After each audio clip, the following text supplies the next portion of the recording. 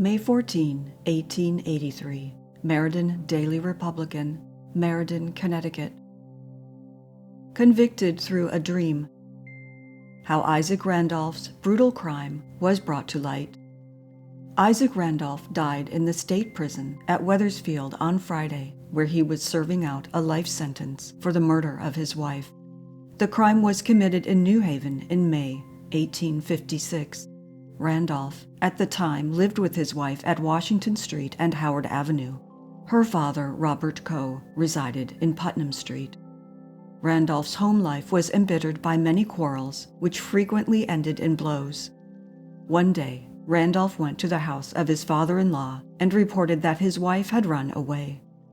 Foul play was suspected, and Randolph was arrested on a charge of murder, but released for want of evidence. In July, Mr. Coe, the father of the missing woman, had a dream which he could not forget.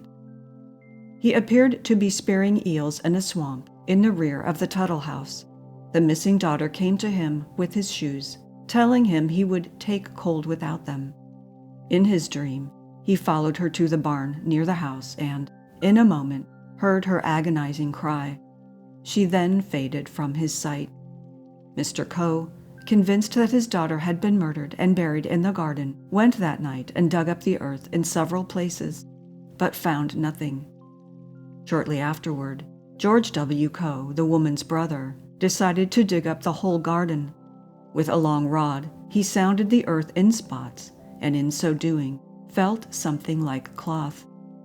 On excavating the earth, the headless trunk of the missing woman was found. A further search revealed the head and other parts of the body.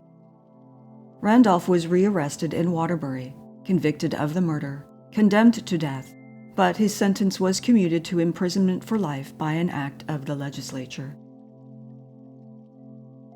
January 4, 1891, Sunday Telegram, Providence, Rhode Island. Dreams as evidence. Thrilling murder tales recorded in law books. Some very peculiar actions of the disinterred corpse. A mother sees her son killed and avenges his death. Law reports of the 16th and 17th centuries contain numerous references to supernatural occurrences in court and on the scaffold. One of the most remarkable records of this kind is connected with a murder trial which took place in England early in the reign of the first Charles.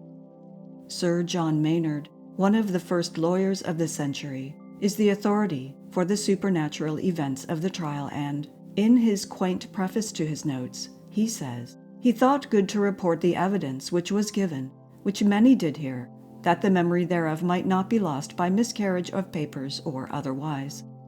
One Johann Norket, a farmer's wife, had died, and, at the coroner's inquest, evidence was given proving that the woman's throat had been cut from ear to ear. At first, the jury favored a verdict of felo de se, and the body was interred. But rumors became general, pointing to foul play, and the body was exhumed. 30 days after the death, the jury assembled before the body and 4 suspected persons were brought in. The only evidence against the prisoners was that they slept in an adjoining room, and that no one had passed that room. Therefore, if she did not murder herself, they must be the murderers. What took place at the remarkable post-mortem inquiry may best be described in the words of a witness at the subsequent trial, who was described as an ancient and grave person, minister to the parish where the murder was committed. This estimable gentleman said, they, the prisoners, did touch the dead body, whereupon the brow of the dead, which was before a livid and carrion color, began to have a dew or gentle sweat arise upon it, which increased by degrees till the sweat ran down in drops upon the face. The brow turned and changed to a lively color, and the dead opened one of her eyes and shut it again, which she did several times. She likewise thrust out the ring or marriage finger 3 times, and pulled it in again, and the finger dropped blood on the floor. Naturally enough, such remarkable evidence as this was received with some suspicion by the court, although the witness, to again quote Sir John Maynard, was a reverend person about 60 years of age, as could be guessed. His testimony was delivered gravely and temperately, but to the great admiration of the auditory.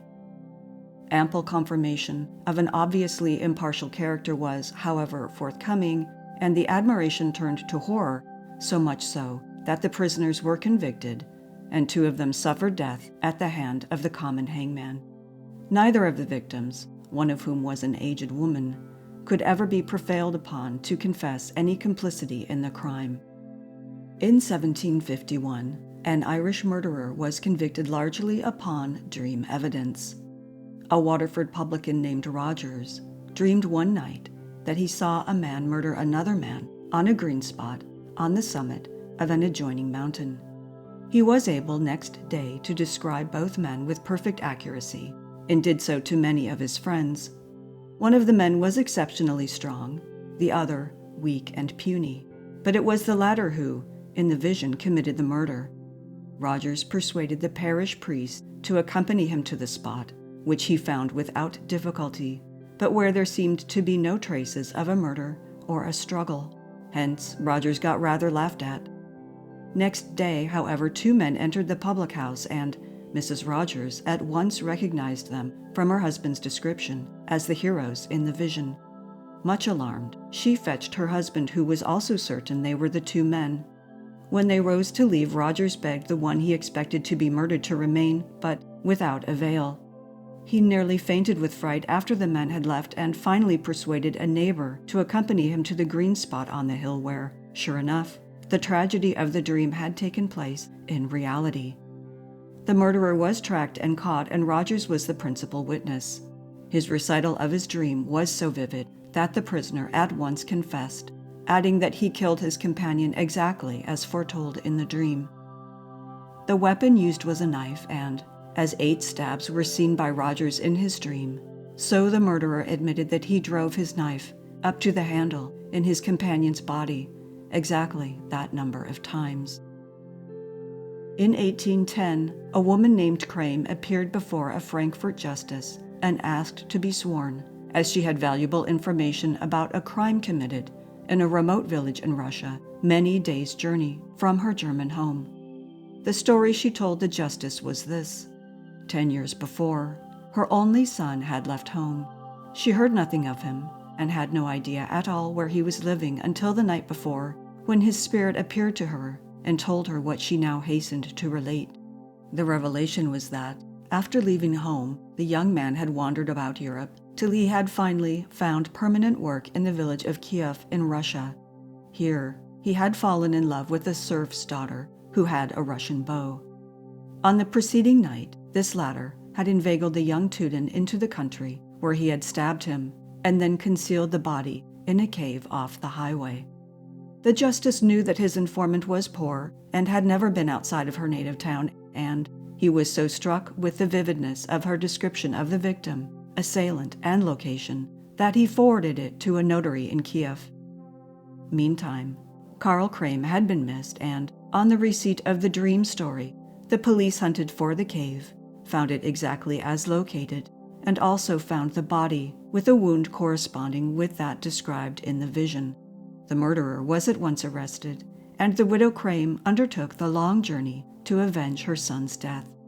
Her recital in court was vivid in the extreme, and she screamed with fright when she first saw the prisoner, whom she identified and picked out from among a crowd of men in a dimly lighted cell. She also identified the woman who was at the bottom of the trouble. St. Louis Globe Democrat.